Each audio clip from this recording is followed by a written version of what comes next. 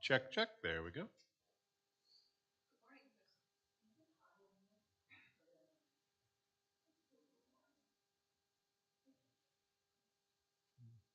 Yeah, normally Dial's the one who does whatever we do with the AC on Sunday mornings. So unless somebody has adjusted it, it's warmer than what we're used to. But I don't know what the settings are. All right, well, it's going to take care of it. All right, welcome back, everyone. We're still on handout 6. We might finish this today. We'll see what happens. I'm almost done with the next article, so we should still be safe for next week. But we are in Apology 23 or 24. I've lost count. I think 23. Yeah, 23. So still talking about marriage and why we say it's fine for pastors to be married, even though Rome kind of arbitrarily said no. And so now we are kind of summarizing our arguments and giving what Rome's responses have been to them and explaining why they're not very good responses. Um, so we've been dealing with some scriptural stuff, philosophical human nature stuff, looking at the history and when forced clerical celibacy becomes a thing, and again, how it was a pretty arbitrary decision and there wasn't really much explanation for why it was enforced. It was just kind of a I'm the Pope and I said so type of thing, basically. So now we're up to argument 5, where we're going to make the shocking proclamation that marriage isn't a sin. Um, so in the history and the tradition of the forced celibacy for the religious that Rome has done, they have now dressed up celibacy as this extra form of purity which the clergy must be called to in order to do their duty. So again, um, Luther really does elevate marriage within Western society. Up to this point, it was kind of looked down upon. Oh, you're married. You're just not as good as me, who's able to remain pure. I'm purer than you because I don't have to indulge in my fleshly passions the way that you humans do. I still see this today in like again, I don't take part in them, but I see them happen. But the weird religious debates that pop up on Facebook, like I've even seen like um, between Roman Catholics and Eastern Orthodox. Usually they like to team up against the Protestants. But when it comes to marriage of the clergy, because the Eastern Orthodox still allows their clergy to be married, I think it's just it's if you're married, you can't ever elevate up to get up to bishop, but you're allowed to be a priest and still be married. Um, and I see all these Roman Catholics like, oh, you silly Eastern Orthodoxes, your priests succumb to their fleshly lusts by being married. We're just so much better than you for that.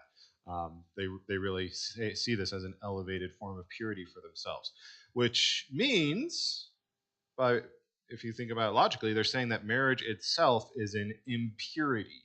If you are engaged in marriage, that makes you impure. That must mean that marriage itself is impure. And Rome's defense for this is to go back to the Mosaic law and how the priests are dealt with there. So we talked about this a little bit last week, where yes, um, like in the Mosaic law, the priests are kind of required to be married because that's how you get priests. In the Old Testament, priest is a hereditary position. You have to be a descendant of Aaron in order to be a priest. Therefore, if your father's not a priest, you don't get to be a priest, basically. So you're born into that role as a descendant of Aaron. So if the priests aren't making babies, Israel's going to run out of priests pretty quickly. Um, so if you look at the way that the whole system is arranged throughout the Old Testament, um, the priestly duties of like the prayers for the nation of Israel and the sacrifices for the nation of Israel, those only happen in the temple because the temple is the only place where you're authorized to offer your sacrifices to God. They have more priests than you need to be manning the temple. So what happens is each priest lives in their own town, in their own land, wherever that may be, and they probably have side jobs. They're probably farmers on their land or whatever, or actually no, they're not allowed to. They're not supposed to own land, but they live within a community, and they kind of do like the teaching aspects of the priesthood. So they live in the community and they'll help instruct people, they'll help answer questions about religion, that sort of thing. But then they have a rotation for when you're assigned to the temple. This goes all the way back to the Old Testament. God tells Moses how to like set up the schedule, and you have within the lineage, within the family tree coming off of Aaron, you have different groups and clans that come out of that, and so they're each assigned a portion, a 2-week portion of time when they're at the temple. So for most of the year, you're living at home, you're just like being an advisor to the community, you're doing religious school, you're teaching the children, whatever. But when it's your 2-week rotation, then you go to Jerusalem and you serve in the temple for those 2 weeks. And even then, like depending on where you're on the timeline, you may not actually do a whole lot of priestly duties while you're in the temple. It's just you have to be there, and then they would draw lots to see who's doing what that day, which they talk about in Luke 1 when Zechariah is the priest on duty, when Gabriel appears to him and tells about the coming of John the Baptist. It says like, oh, it was his time of duty, and he was selected to go do the prayers that day. That means that he drew the lucky straws where he got to go do the prayers that day. That's why he's the only one in the temple when Gabriel appears to him. That's also one of the ways that we justify having Christmas around December 25th, because they've kept track of those calendars, and scholars have been able to pinpoint, okay, Zechariah was within this family, his time of rotation would have been blah blah blah, and they can figure out like within like a month accuracy of when Zechariah would have been serving in the temple as the priest, and then you go 9 months from there to John, and then 6 months from there is Jesus, because it says Mary went to visit Elizabeth when she was 6 months along. Or Elizabeth was 6 months along when Mary goes to her after Gabriel appears to her. So as far as we can tell, Jesus and John are about 6 months apart, and people have analyzed the calendars, and they know, based on Zechariah's tour of duty, that it's fair to say Jesus was born around December 25th. So no, we're not just making it all up from the pagans. So that's a whole digression, but keep that in your pocket next Christmas when the usual accusations pop up. Anyway, getting back on task. So the priests have this 2-week period where they're assigned to be working in the temple, and it's during those 2 weeks of service they were commanded to not have marital relations with their wife while they're on their time of duty. And if you really want to go through the Old Testament too, there are prohibitions where whenever a man has had an emission, he is ceremonially unclean for the next 24 hours. And so I think that's a large part of it, because if the priest has an emission, then he's ceremonially unclean and he's not allowed in the temple, which means he can't be doing his temple services. So for the 2 weeks when he's assigned to the temple, he is to not know his wife in the biblical sense. And so Rome just kind of takes that and they say, oh yeah, well, while the priests are serving in the temple, they're not supposed to be with their wives. Our priests are always serving in our temple, so they just can never have wives, I guess. And too, like if they're supposed to be having mass every day, then their priests are never allowed to have an emission, I guess. However, they're ignoring the fact that the priests still had wives. Like, yeah, they're not allowed to do the married thing for the 2 weeks when they're assigned to the temple, but they still have wives that they go back to. They're supposed to have wives. They're supposed to have families. Marriage is still a gift from God. It's not something that is denied to the priestly class. It's like you don't have a situation where God is just like, okay, you're the firstborn of a descendant of Aaron, so you're going to be a priest and you can never have a wife ever. Ha ha ha ha ha. Like that just doesn't happen. Like the only cases we have biblically where somebody is like born with a command from God that they're supposed to be celibate for the rest of their life is with Samson and possibly Samuel and maybe John the Baptist, who we're all told we're definitely told Samson is going to be a Nazirite from birth, I think, and it's implied with Samuel and John the Baptist, although we don't know that for sure. And part of the vows of the Nazarene was that you would not join with a woman. Although usually the vow of the Nazarene was something you did for a temporary period of time. It's Samson and maybe Samuel and John are unique in that they're commanded to be a Nazarene from birth. under normal circumstances, it was a temporary vow. It was something like you would do for your own spiritual growth. You'd say, I'm going to take the vow of a Nazarene for 6 months or something like that. But when you took the vow, you would give a declaration for how long the vow is going to be in effect. And then it's the things that Samson had. You're not supposed to. Actually, no, I'm messing stuff up. The Nazarenes didn't have to be celibate. The prohibitions for a Nazarene was you couldn't cut your hair, you couldn't have any alcohol, and you couldn't be around a dead body. All of those are Samson broke. It's not just the hair thing. That was just the straw that broke the camel's back. Because Samson liked to get drunk and he killed a lot of people. So he was already down by 2 by the time Delilah cuts his hair off. But yeah, sorry, I'm going way off track now. Yeah. Yeah.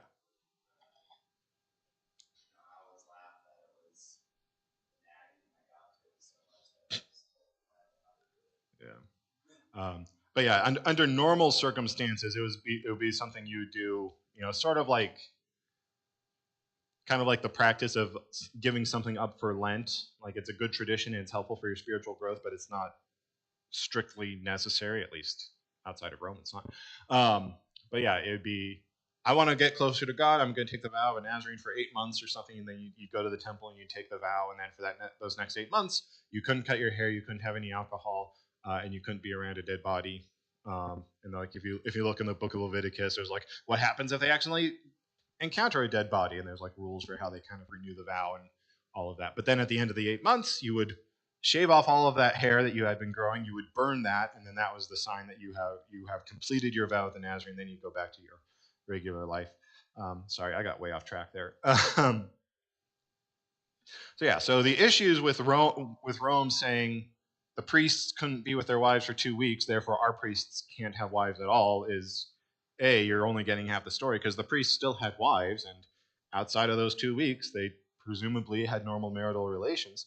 And B, we would say whatever prohibitions there are against married acts for the priests in the Old Testament, those would fall under the ceremonial law, which we all know that Jesus has fulfilled, and those are no longer binding for us. And so for Rome to bring this back and try to enforce it now, we would say they're committing the Judaizing heresy that is condemned all throughout the book of Galatians and in Acts 15. Again, this push where in order to be a Christian, you have to fulfill all of the Judaic law. You have to be Jewish before you can become a Christian. So we're still under, like the kosher food laws, and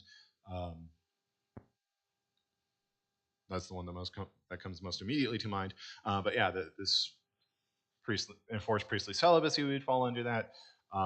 Like really, if you're going to be held to the ceremonial law, then you should still be doing sacrifices in the temple, which you can't even do because we don't have a temple. Got destroyed in 70 AD. Circumcision is part of this. That's the whole debate in Galatians. Is you have Galatia where they're largely Roman pagans. Most of them are Gentiles. They're not Jewish. So Paul comes, he establishes the church. He gets run out of town before he can give them the full instruction.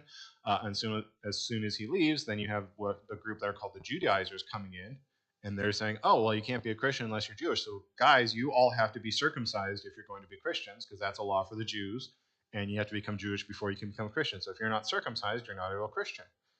And so then Paul writes all throughout Galatians, he's like, "No, circumcision was for the Jews. We have baptism. If you're baptized, you're fine. You don't have to get circumcised." He writes specifically to, I think it's Timothy.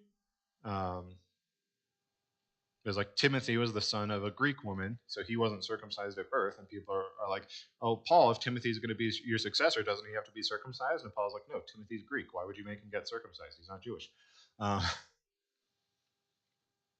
So yeah. Am I still making sense, or am I completely off in the weeds at this point? Sorry. Okay. All right, cool. All right. Any questions on that whole rant? All right.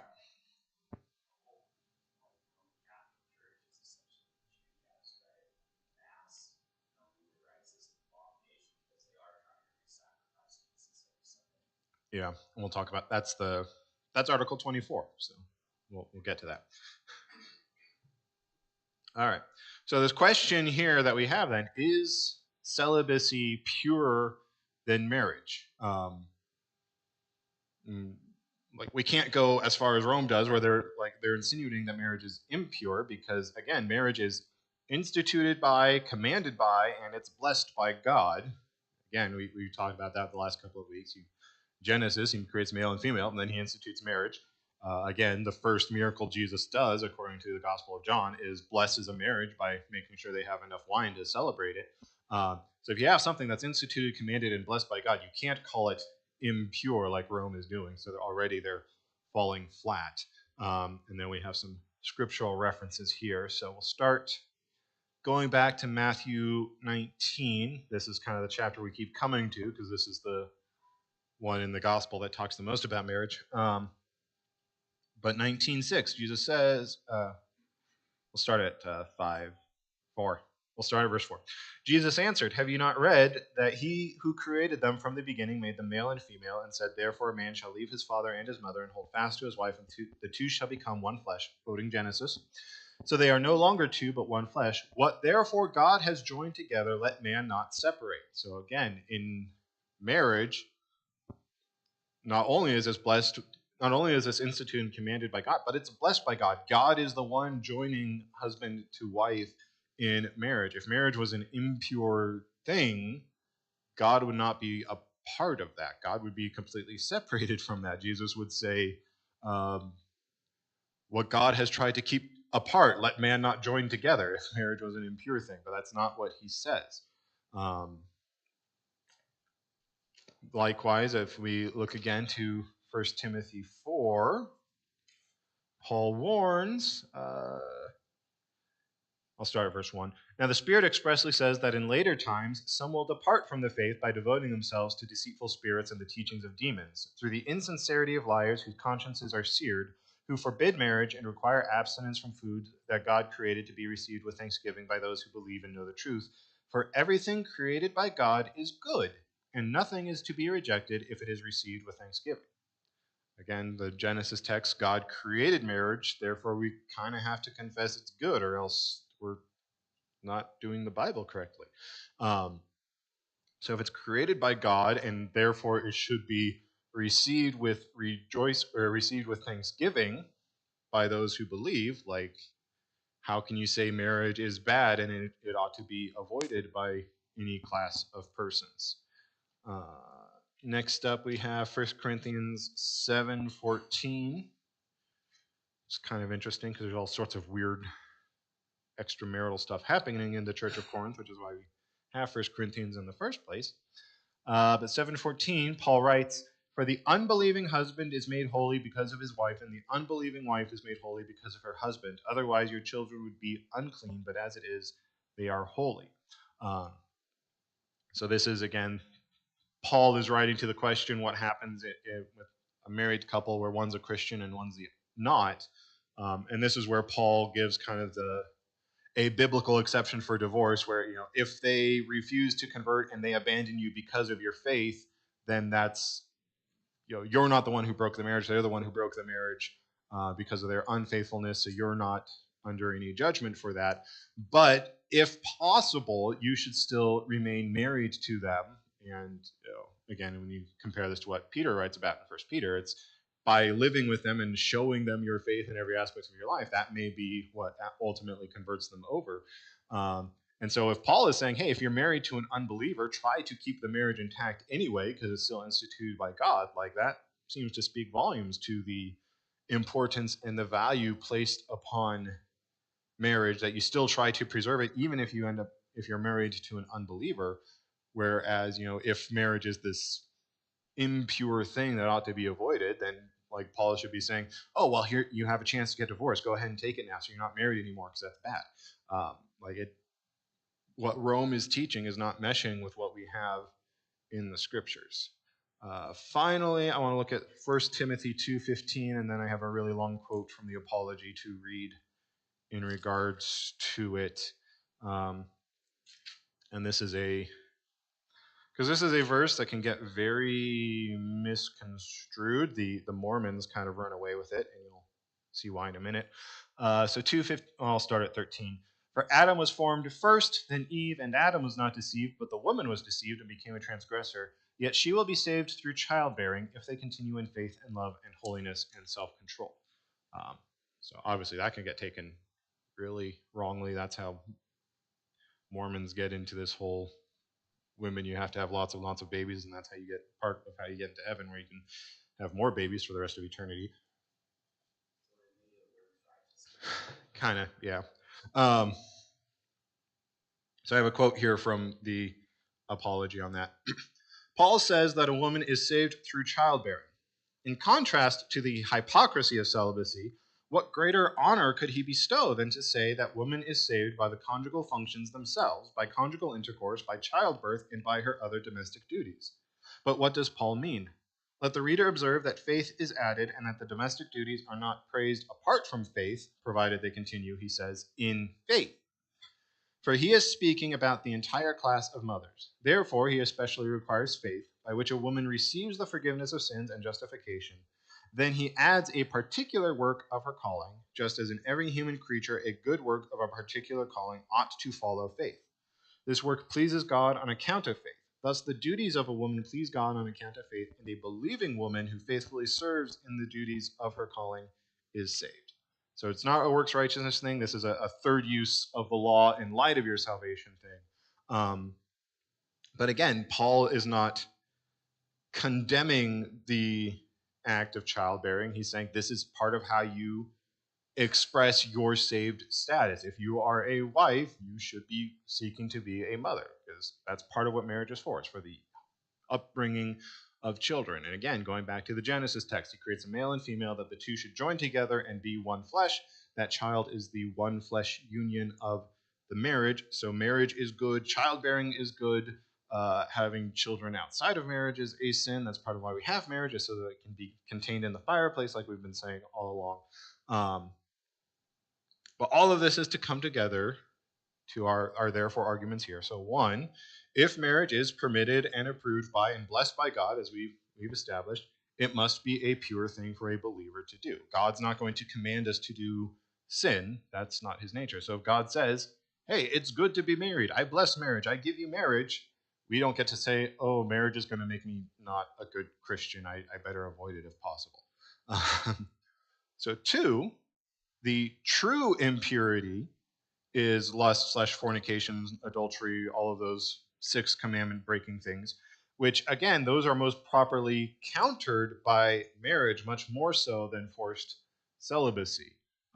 Because again, marriage is that fireplace where you can put the fire in there and it's contained, and that's where it's supposed to be, and you can get a lot of good things out of it. Whereas trying to force people who are not equipped for it into celibacy, you don't get rid of the temptation. All you do is you remove any outlet for that temptation to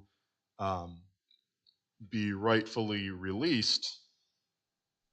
It's a weird way to phrase it, but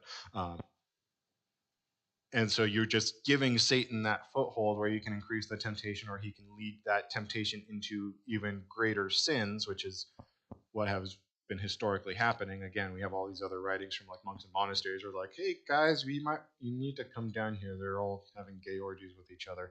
And then Rome just says, oh no, our monks are celibate. That would never happen. Let's bury that letter. It doesn't help. Am I still making sense? Good. All right. Third point. So if, and again, you because like Rome is saying, oh, celibacy makes you pure, and there's multiple ways you can define what they mean by pure, so we kind of try to cover multiple angles here. So if by purity Rome means a righteousness that merits salvation, then we just have to point them back to Article 4. Again, Article 4 is justification by faith. You don't earn your salvation. You don't make yourself better by your works, whereas that seems to be what Rome is trying to do. Oh, I've taken a vow of celibacy. That makes me better. I get up a whole extra step on the ladder. I have more merits now because of my vows of celibacy. And we'd say, no, Article 4 knocks that argument down. We do not merit our salvation either by marriage or celibacy. So while we concede that virginity is a more excellent gift than marriage, and we'll talk about that a little bit more down the line, we still say a virgin does not merit justification by virginity any more than a married person merits it by conjugal duties. And again, that's attacking that works righteousness reading of the 1 Timothy 2:15 verse. Um, but all ought to serve faithfully with their own gift while maintaining that by faith they receive forgiveness of sins on account of Christ. So again, Article 4, justification by faith, by grace through faith, not by works. We don't earn our salvation. We don't get closer to heaven by taking vows of celibacy, by remaining virgins, or by being married and doing our marital duties. Yes.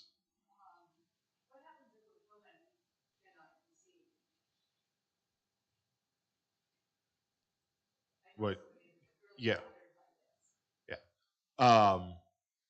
Like, yeah. Yeah. Yeah.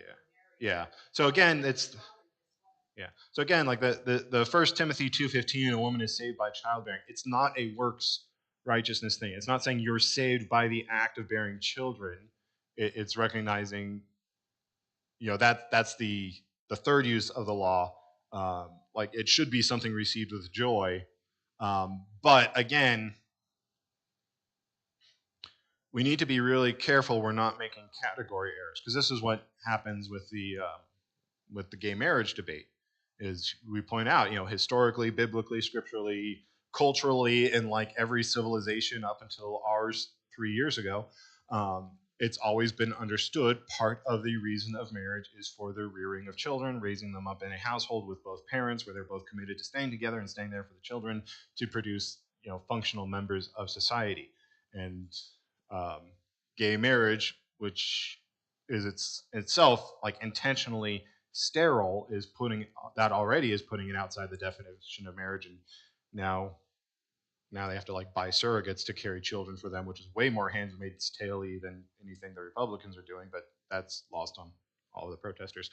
But their protest is always that, oh, well, what if a woman is sterile? Are you saying she's not allowed to be married now because she can't have kids? And that's a complete category error, because in a homosexual pairing, you are, their reproductive systems could be working fine, but they're never going to produce viable children. They are entering into a situation that is by design sterile. You just can't have kids that way unless you like rent a womb from some poor lady in Africa, because that's the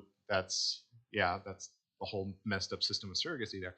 Whereas, a woman who is infertile for one reason or another, or a man who's infertile for one reason or another, like that's a consequence of sin breaking creation. It's, if everything was working perfectly, the pairing would be sterile. The issue here is that something is not working as it should. In a gay marriage pairing, like presumably the parts are working as they should. You're just not using them in the way that they're supposed to be used. And so, it's like saying, yeah, it's a category error. It's like when people try to say, oh, people die, like people say, oh, one in four pregnancies end in a miscarriage, therefore abortion is fine. It's like, that's like saying, oh, people have heart attacks sometimes, so I should be allowed to shoot you in the face. They're making a false equivalency. They're looking at two completely different categories of events, and they're trying to merge them into one to make an emotion-based argument that doesn't follow logically. So if a woman or a man is infertile, then that's the consequences of sin. It's not it's not specifically a divine punishment from God or necessarily anything like that. That's kind of how it's looked at in the Old Testament sometimes. But it's not like you're kept out of heaven because you as a woman were infertile and were never able to conceive of children because of that. That's just the consequences of sin, and that's yeah, yeah, yeah. It's the brokenness of creation, not like oh, you stole a candy bar when you were 5, Mary, so now you're never going to be able to have kids type of thing. So it's not a sign of like individual divine punishment the way people might present it. That's just the brokenness of the world. It's the same as like, I hope I don't get cancer, but if I get cancer, I'm going to say, okay, this is the result of sin and death and disease in the world brought about by the fall. I'm not going to say, oh, this is because I stole a candy bar when I was 5, and now God is out to get me. That's kind of what we've been talking about in the Job study this whole time.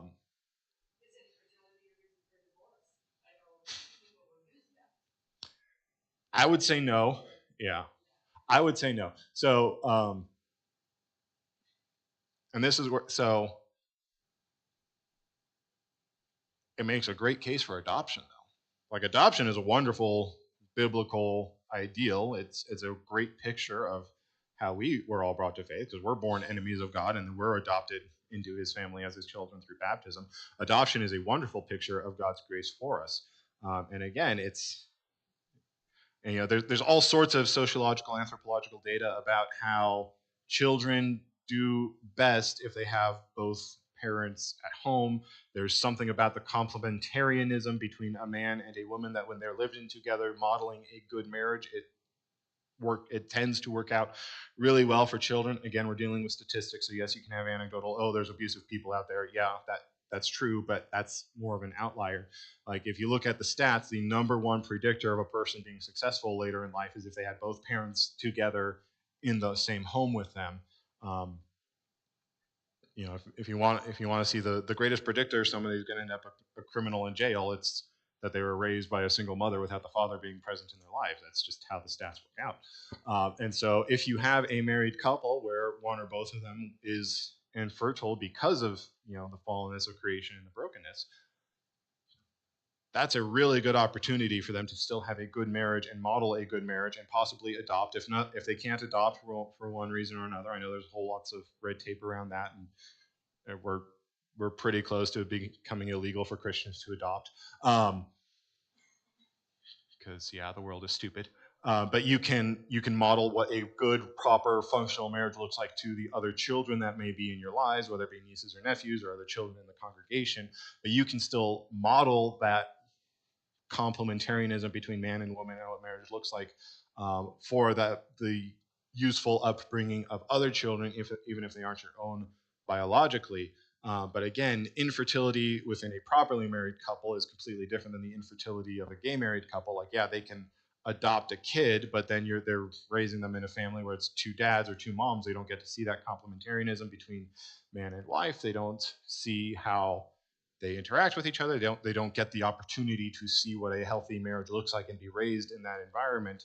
And so, yeah, to compare those situations is just completely off. But yeah, did I answer your question in there somewhere? Okay. Because we won't affirm the alphabetti nonsense. Like, yeah, California. I don't know where it is in the legislature. It may have passed already. I don't know. But California is like pushing a bill that says if a parent won't affirm their child's gender identity, then that's grounds for CPS to take the child away from the parents. Canada, I know in Canada, in at least their foster care system, like, if you won't vow to affirm gender identity and sexuality of the child, you can't be a foster parent. And I don't know if that's made its way into the adoption proceedings or not, but it's not far. There's multiple cases right now of Christian adoption agencies where the government is trying to revoke their license to work as adoption agencies because they won't let gay couples adopt the children, and they won't force parents to affirm the alphabetiness of the children.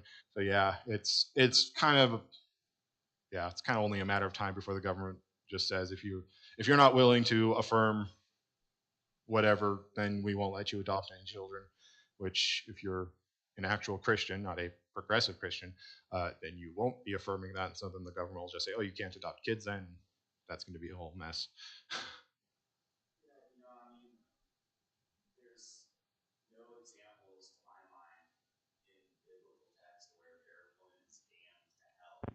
Right.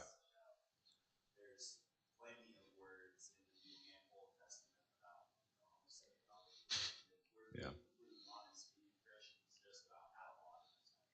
Yeah. And also, too, look in the Old Testament, we have multiple examples of barren women who are blessed by children. Samson's mother had been barren until the angel comes along and says, hey, you're going to have Samson. Didn't work out super well. It did work out great eventually, but yeah, Samson isn't the best person for most of his life. Hannah was barren. She was going to the temple every year and praying to God for a child, and then finally she gives birth to Samuel. That worked out really well. Sarah, Sarah was barren for 90 years until she gets pregnant with Isaac. 90 or 100, somewhere in that area, before she's given Isaac, the child of the promise. And you're like, even because their first, I think it's their first promised a child when she's 90, and then she gives birth when she's 100 or something like that. There's a 10-year period between when Isaac is first promised and when he's actually born. And so, like, she gets impatient. That's when you have the whole Hagar thing happening. Elizabeth, New Testament, Elizabeth and Zechariah were barren until Gabriel comes along and says, "Hey, you're going to give birth to John the Baptist." So even within, even if a couple is infertile for one reason or another, like, that's just a reason to pray for a miracle. At that point, you don't get divorced over it. Don't be Henry VIII.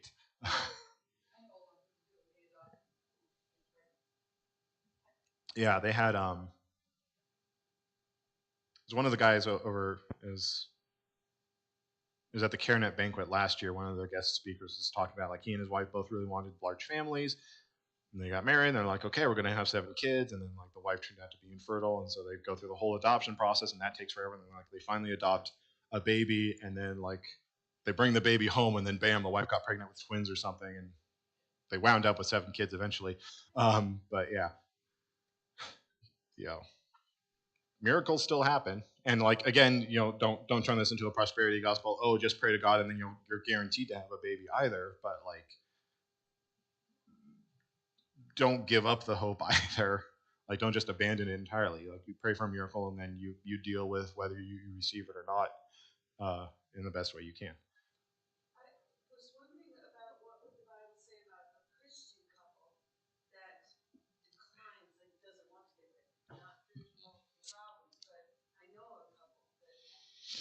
Yeah, and that's not the best. Yeah, like, again, it's it's getting that's getting into dangerous territory. Like, again, I don't want to, like, turn this into a super legalistic, oh, if you're a Christian you have to have 2.5 children or you're sinning type of thing. But, like, again, that is kind of part of the command of marriage. The two shall become one flesh. That's one flesh coming out of 2 people. That's what a baby is. It's tied up with marriage, is the idea of having a child. Like, that's etymologically, that's what a husband means. That's why we use animal husbandry is the science of breeding your animals, because to be a husband is to plant something that will produce growth. So if you're a husband to your wife, that means you're planting something in her that's going to produce growth. That's a baby.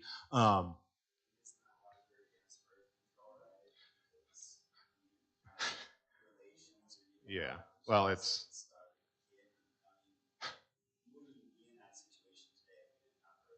yeah.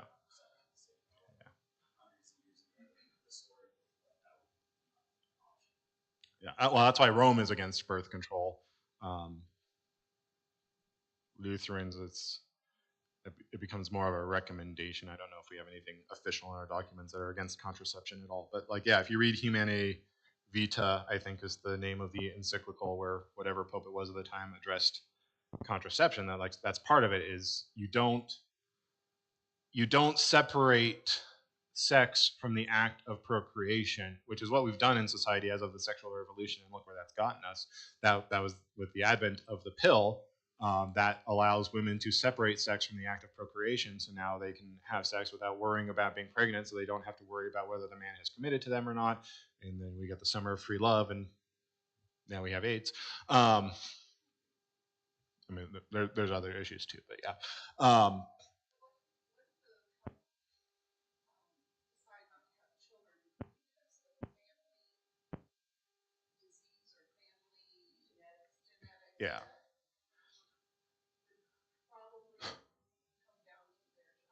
Yeah. And so when you have, like, extenuating circumstances like that, like, that's why I'm not gonna go as far as Rome says and just say, like, no birth control ever.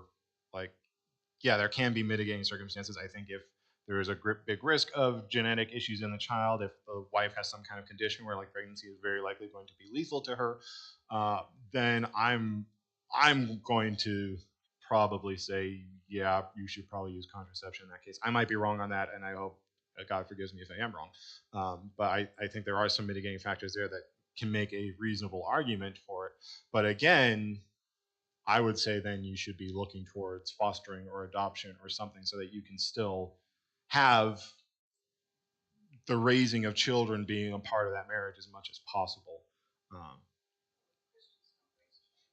yeah, yeah,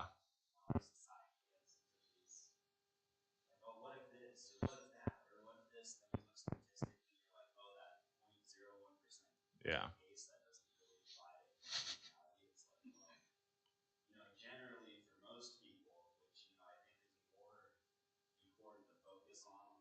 hmm, yeah, yeah, yeah. So yeah, children are a blessing of the Lord. We go by that. Like, I'm not going to go full quiverful movement and say you have to have as many children as absolutely possible. But like, yeah, I think at a certain point, we've gotten too modern as a society, and we've decided we can control every aspect of our lives. And I think that's where a lot of contraception use ends up being, is I'm going to decide exactly how many children I'm going to have exactly on my schedule. Um, and I think, and again, I'm not going to draw a hard line and say this is exactly where the line is crossed, but at some point, I think you're crossing a line between letting God's will happen and see what children He's going to bless you with or not, and dealing with that to the best of your abilities, versus trying to make yourself into God and steering your own destiny and trying to um, circumvent God's plan in some way or another. And that's the argument made in Humanae Vitae, why the Roman Catholic Church doesn't allow any kind of contraception, because you as a human don't get to try to override the will of God. If God wants you to have a child, you shouldn't be standing in the way of that. You should look at it as a blessing from God and rejoice that He has blessed you with that child. And it's like the further our society gets into the sexual revolution, like we treat birth control as the norm now. It's like infertility is seen as the norm. Like, a girl turns 13, she goes to the doctor, and the doctor's like, "Here's your birth control pills," because yeah, that's what feminism has done. Is it's decided that women should just be bad men, because we feminism treats the male body as the default, and the male body doesn't produce children, and so for the sake of feminism, we try to make women infertile so they could be like men. Not as well, because you're sorry, ladies, you're just not as physically strong as us. That's how it works. Statistically, I know there are outliers. Um, and then 10 years later, when the woman's like, feminism hasn't really made me happy. I think I want to actually be a woman and maybe become a mother. But then like 10 years of birth control have rendered her infertile. So now she has to go to IVF and do surrogacy and do all that other can of worm stuff. It's just like, yeah, maybe we as a society shouldn't have been trying to play God and just like let nature happen the way God designed it. And, we should just like get married and have babies and be thankful for the babies that God gives us and stop trying to mess with it. I don't know.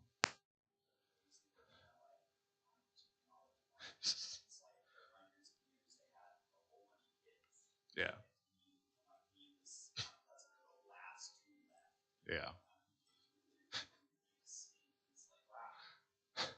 Yeah. Yeah.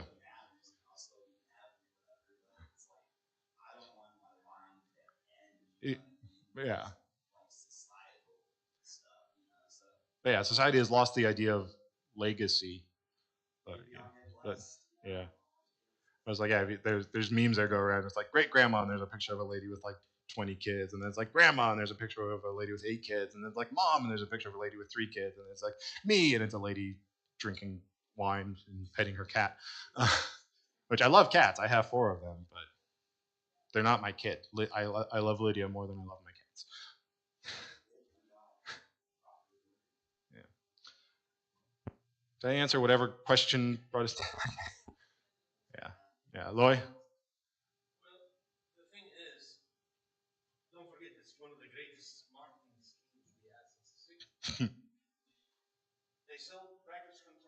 Mm-hmm.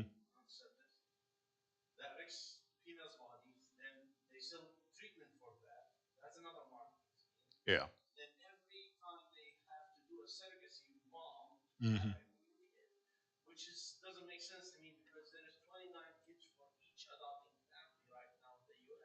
Other way around. There's 29 families for each baby eligible for adoption.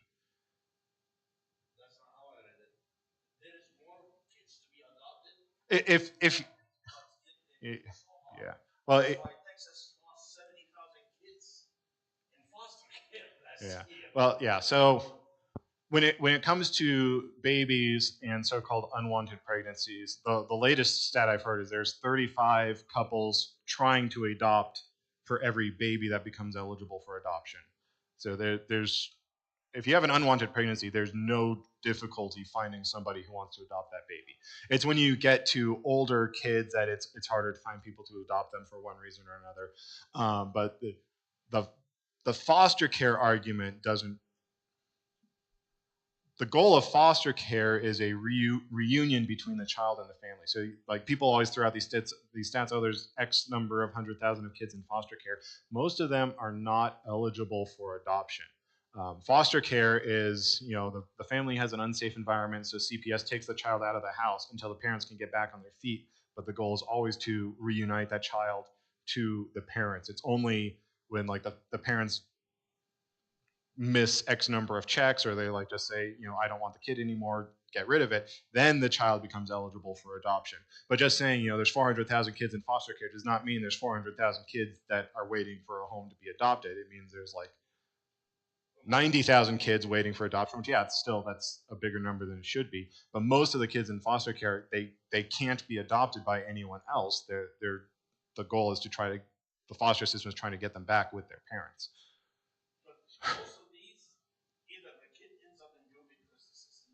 Yeah. Yeah. Yeah.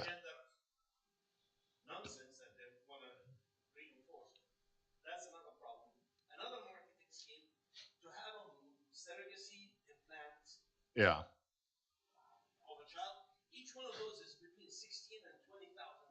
Yeah. Yeah. Yeah. I mean, that's the whole transgenderism movement. It's like, yeah, each kid who becomes transgender, that's like $200,000 right there to big pharma over operations and hormones and all those treatments. Yeah. Yeah.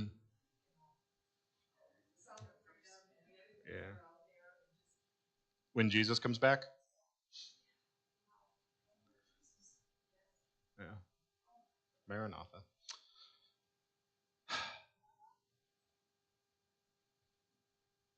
All right, getting back on track.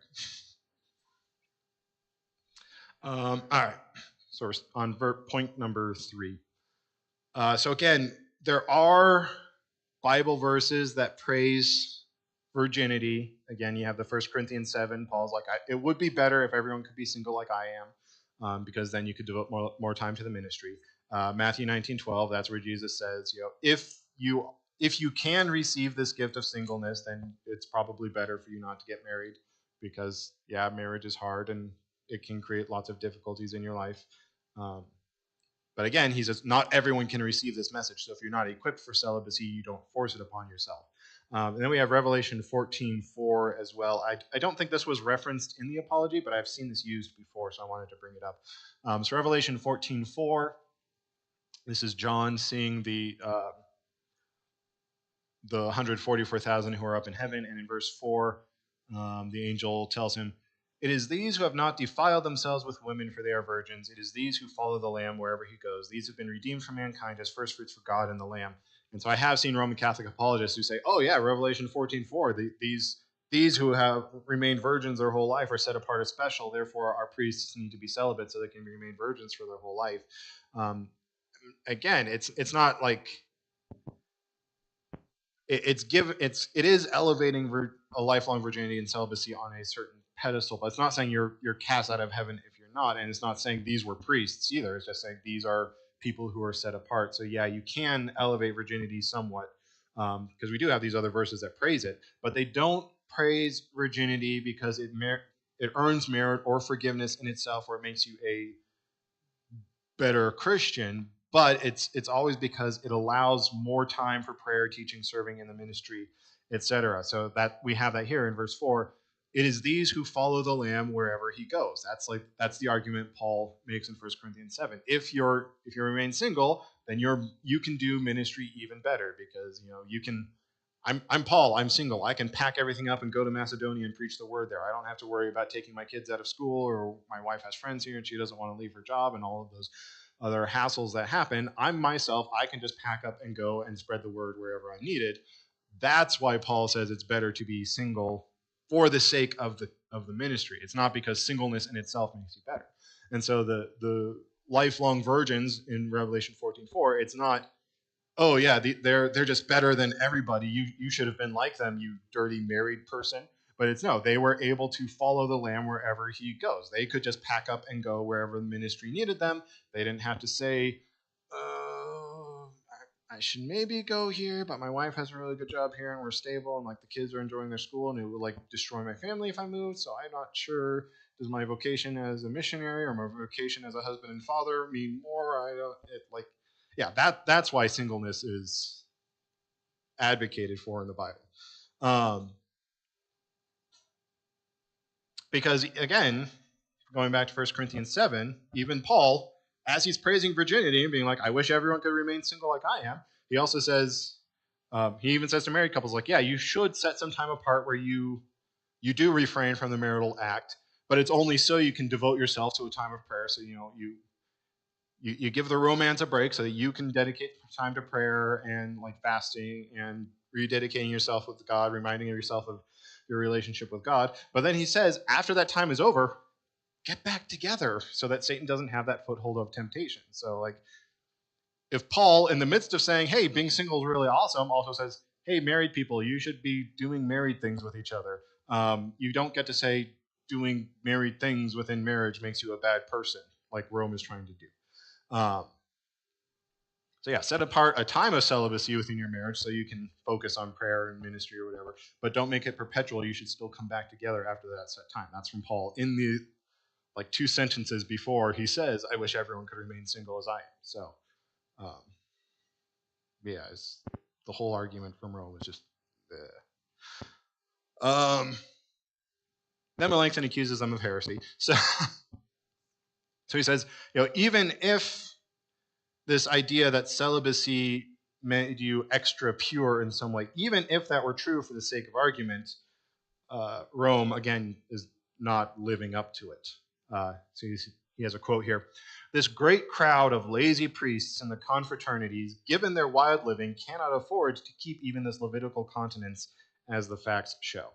So he's setting themselves up for failure. He's saying, even if your arguments were true, you're just digging your own grave, because again, like you have all of these religious brotherhoods where like the men go off to in the monasteries and they say everyone, hey, we're all celibate here, we're better than you, and then they're having like gay orgies in the monastery, or they're bringing prostitutes in at night and banging them there, but they're not married to them, so that makes it fine somehow. So Melanchthon's like, if you're going to set up this pedestal for yourselves, you're falling short of that. So like, why are you clinging to this? Because it's just making things worse. You're not making yourselves any better. You're creating an opportunity to sin for yourself, and then you're jumping into the sin rather than making yourself better in the way that you're claiming it does. Does that make sense? All right. I got a big quote here now. All right. Big quote from the Apology. Many heretics who have incorrectly understood the law of Moses have treated marriage with contempt. Such were the Encratites. That was an order of very ascetic monks that we talked about back in Article 15. Such were the Encratites, of whom we have spoken above. It is also evident that, as a matter of course, monks spread around declarations about celibacy filled with superstitious religiosity, which disturbed many devout consciences concerning the legitimate exercise of marital relations. So again, as Rome is pushing this, oh, celibacy makes you better, marriage is impure, you really shouldn't be indulging in those passions even if it's with your spouse, that's making married couples be like, are we allowed to have date night now? Or are we sinning when we have date night even though we're married? Yeah, Rome's not making it better for anyone. It would not be difficult for us to recount examples. To be sure, because of procreation, they did not entirely condemn marriage. Nevertheless, they found fault with it as a kind of life scarcely ever pleasing to God, or at least only pleasing to him on account of procreation.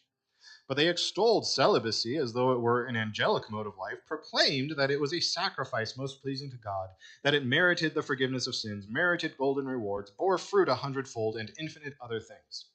Paul condemns such worship of angels in Colossians 2:18. For it suppresses the knowledge of Christ when people imagine that they are accounted righteous because of such observances and not because of Christ. Furthermore, it suppresses the knowledge of God's commands when, in addition to God's commands, new acts of worship are devised and preferred to God's commands. Therefore, these superstitious opinions about celibacy must be constantly resisted in the church, to the end that godly consciences may know that marriage is pleasing to God and may understand what kind of worship God approves. All right, we've got 5 minutes left. So I don't know. Do we want to try to steamroll through the last bit, or we'll just finish this up next week and then go directly into Article 24? Lloyd has a question. What? Sure.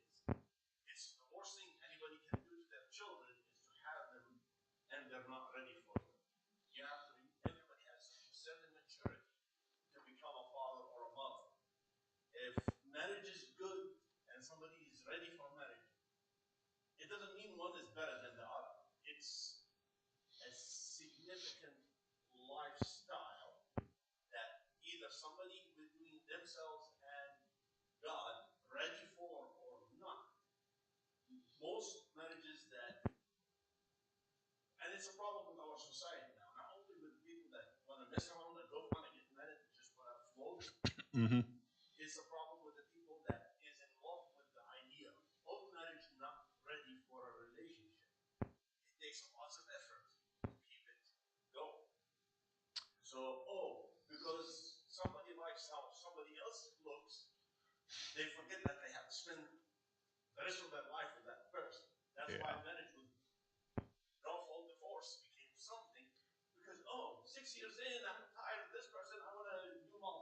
Yeah. Yeah. I'm not saying one sex or the other. Yeah. Yeah. I'm.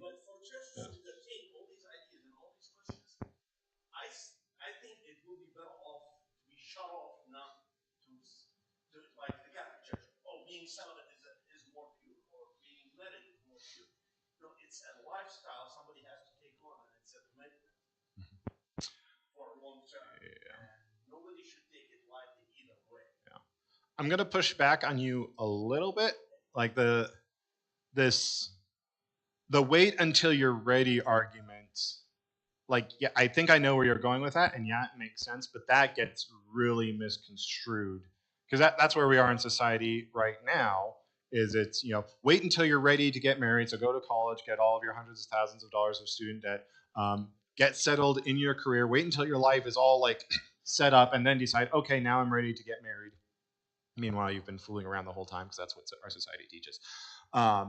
Which means, average age of marriage is going up. It's like 28 now, I think. It used to be 19 or 20. But so people are delaying marriage even longer, and that's creating lots of issues too, because most people are not equipped to be celibate for that long. So there's other issues that arise because of that long wait.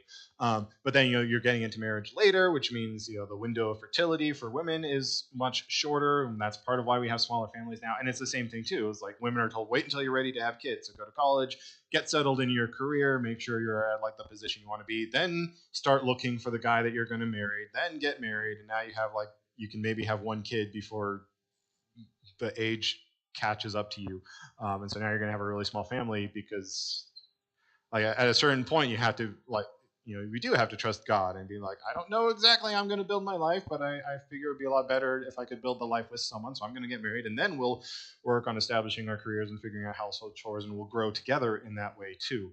Like again, I'm not saying like get married at 14 and then try to set yourself up for failure in that way. But the wait until you're ready argument gets really, really misconstrued, and so people end up waiting too long before they should probably get married and have kids. Is that making sense? But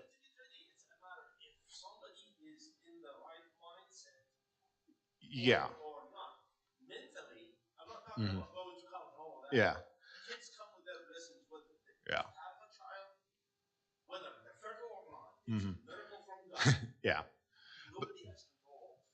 Yeah. But yeah, society needs to do a better job of raising people with a proper image of marriage. And again, thanks to, like you said, no fault divorce and how that's like completely destroyed marriage rates in this country. Most people grow up in a broken home. Most kids don't grow up with both parents in the house the whole time. Um, and yeah, that's having long-reaching ripple effects now. So yeah, society, we do need to do a better job of raising people so that they are ready with that right mindset earlier, so that we don't delay things too much and create all the issues that go along with that. As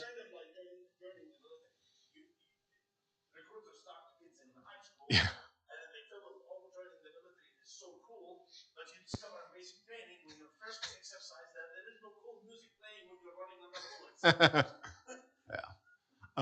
But yeah, as to why the church is involved in this, again, like this is, in theory, this is the church doing what it's supposed to do, helping people to figure out how you live your life in a godly way, how what God's law means for us today.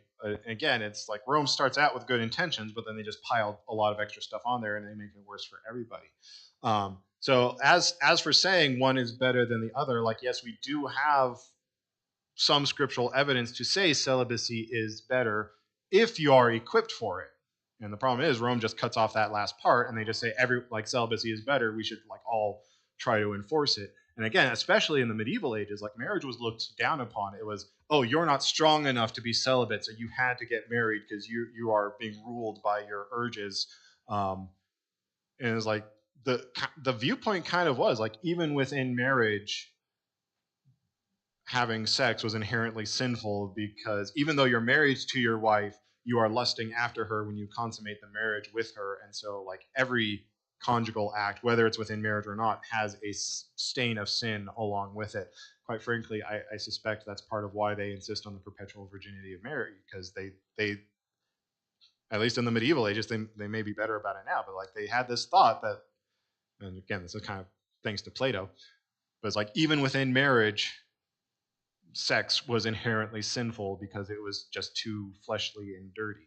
Um, and so Rome just, they pile all this stuff on, and so they end up with saying, oh, if you want to be really pure and godly, then you need to remain celibate, because Matthew 19 and 1 Corinthians 7, and we'll just kind of ignore the verses that completely counter this, where it says only if you're actually equipped for celibacy, otherwise be married, because that's what God has planned for you. So yeah, again, good intentions, but then so much stuff has been added on, it just ends up being disastrous for everyone.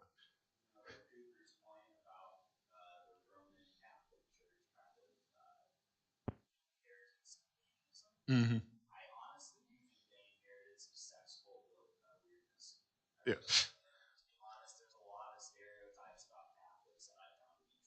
Mm-hmm.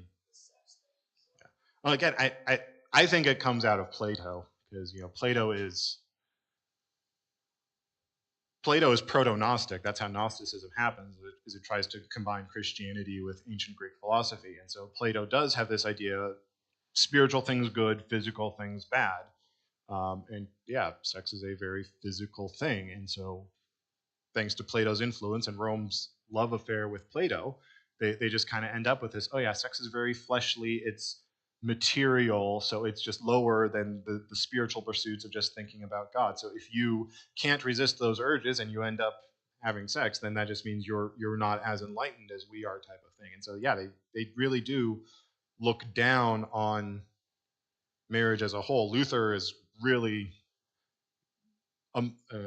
Reformation is a whole turning point in the world history already, but he's a pretty big turning point in the Western view of marriage as like a good thing, and God wants us to have children, and He wants us to delight in our spouses, like Song of Solomon says. Um, And so, yeah, that's part of why Rome has like elevated this celibacy to, oh, our priests need to be better, and being better means being celibate, which again is completely contrary to First Timothy 2 or First Timothy 3 when Paul is giving the instructions to Timothy for what you look for in a pastor. He says, find someone who's above reproach, husband of one wife. It's like the very next thing he says. Yeah, but yeah, again, Rome won't let the Bible get in the way of their magisterium, because their magisterium is the ultimate arbiter of God's word. They don't believe in sola scriptura. The Bible is a guideline, but God's true authority is the magisterium given to the Roman Catholic Church. So whatever they say in a council, that's what God actually decrees. And if the Bible agrees with that, cool. If the Bible disagrees with it, well, then you're just not reading the Bible right, you dirty prod. And so because Rome, for whatever reason, and again, at least in the Book of Concord, they can't actually find a reason given. If you dig around enough literature, maybe you can find it. But it's just Rome just says, all right, all of our clergy has to be celibate because we said so. Rome can't go back on that now because they said so. And if they go back on it now, then they have to admit that they made a mistake, and their whole spiel is built on the idea that they'll never make a mistake. So they have to reinterpret everything, but it's pretty hard to reinterpret, hey, all clergy need to be celibate, to now, oh, we really meant that all clergy doesn't really have to be celibate. It was opposite day when you wrote that. Yeah. All right, that was fun. All right, so next week we'll get out point 6 and kind of lay out Rome's not great defenses. And then we'll move on to Article 24, where we're going to deal with the Mass and are we re-sacrificing Jesus every time we have communion? So that'll be fun. So I will pray us out, and then I need to get ready for the service. Heavenly Father, again, we thank you for the gift of marriage and for the children that it brings and the blessings that it brings to our lives. And we also thank you for the gift of singleness, that those you have called to that vocation may still find lives, fulfilling lives in service to you. And we ask that you would look upon all people, whatever calling you have given to them, and help them to find ways that they may serve you, whatever their life situation may be. Please bless us, help us to always walk in your ways. We prepare to receive your gifts in the divine service. We ask all these things in your name.